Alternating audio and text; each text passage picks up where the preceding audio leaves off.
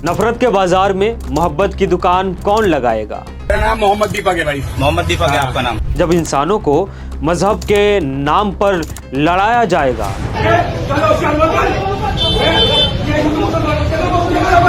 जो बातिल का साथ दे, हक की बात करे, अब वही जेल जाएगा। और जितने वो खुली हुई है, ये बाबा सिद्धबली स्वीट्स वगैरह ही क्या है, वो सब हिंदू की दुकान है। तो मुसलमान क्या हो गया। नमस्कार, आप देख रहे हैं जनपद न्यूज नेटवर्क और मैं हूं आपके साथ प्रफुल्ल। धर्म से पहले इंसानियत है। हमें बचपन से सिखाया जाता है, पढ़ाया जाता है, बताया जाता है कि धर्म से ज्यादा इंसानियत को तवज्जो दो। और इसका जीता जागता मिसाल पहलगाम आतंकी हमले के समय सज्जाद अहमद भट्ट और नजाकत अली, और उसके बाद उत्तराखंड के कोटद्वार में मोहम्मद दीपक उर्फ अक्की रावत ने पेश किया। दोनों ने यह साबित कर दिया, यही तो असल हिंदुस्तान है। किसी के लबों पर राम तो किसी के लबों पर रहमान है। हम नफरत करने वालों के मंसूबों को कभी कामयाब नहीं होने देंगे।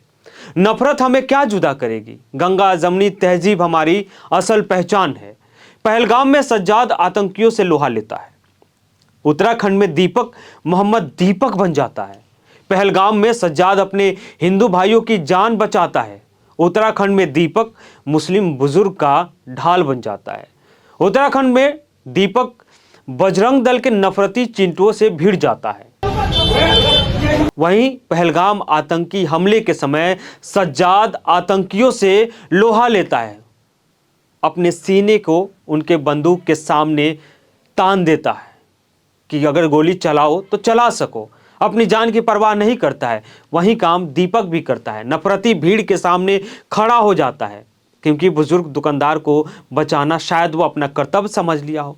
उत्तराखंड में नफरत को हराना शायद उसने सोचा होगा कि मोहब्बत से ही से हराया जा सकता है।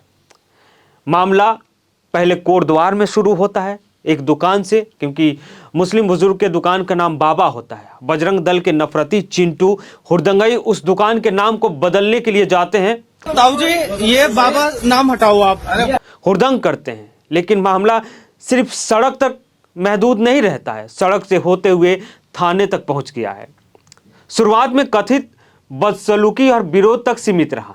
यहां विवाद अब पुलिस कार्रवाई, एफआईआर और प्रशासन की सख्ती पर आ गया है। यानी पुलिस अब एक्शन लेने की तैयारी कर रही है। दीपक में आज भी आ गई। वो मेरा मित्र है। असल मामला क्या है ये भी थोड़ा सा हम आपको बता दें। मामला यह है कि बजरंग दल के जो आज कल सड़कों पर लफंगे घूम रहे हैं, समाज सुधारक, धर्म रक्षक जो अपने आप को कह रहे हैं, वो एक मुस्लिम बुजुर्ग के दुकान पे पहुंचते हैं और कहते हैं कि अपने दुकान का नाम बदल दो। ताऊ जी, ये बाबा नाम हटाओ आप।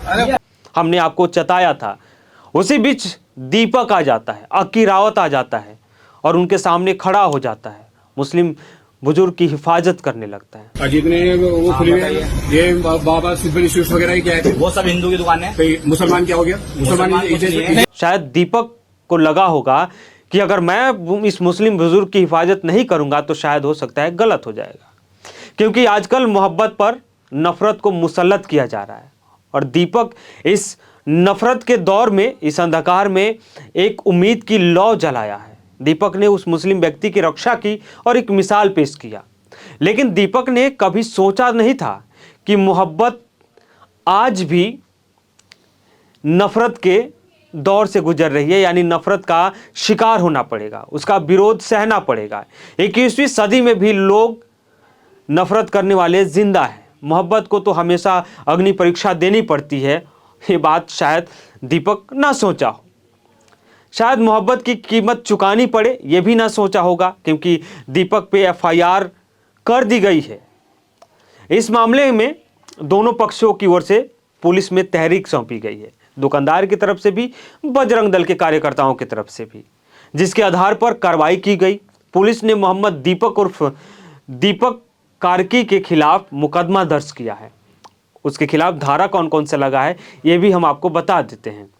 उनके खिलाफ भारतीय न्याय संहिता यानी बीएनएस की धारा 115(2), 191(1), 351(2) और 352 के तहत मामला दर्ज किया गया है। पुलिस के अनुसार फिलहाल दर्ज की गई सभी धाराएं जमानती है, यानी दीपक को जमानत मिल सकता है।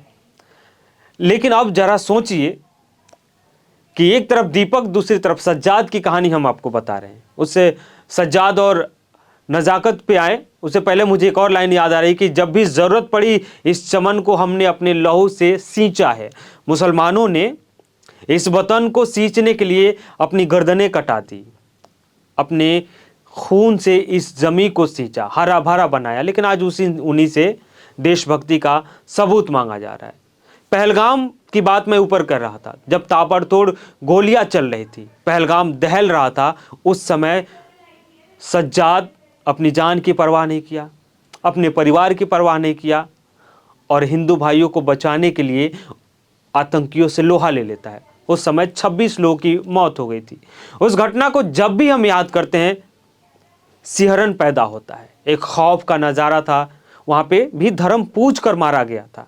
लेकिन उसके बावजूद भी सज्जाद भट्ट जैसे लोग, नजाकत जैसे लोग सामने आते हैं और वहीं आज दीपक ने किया है। खैर, ये मिली जुली संस्कृति की कहानी हमने आपके सामने रखा।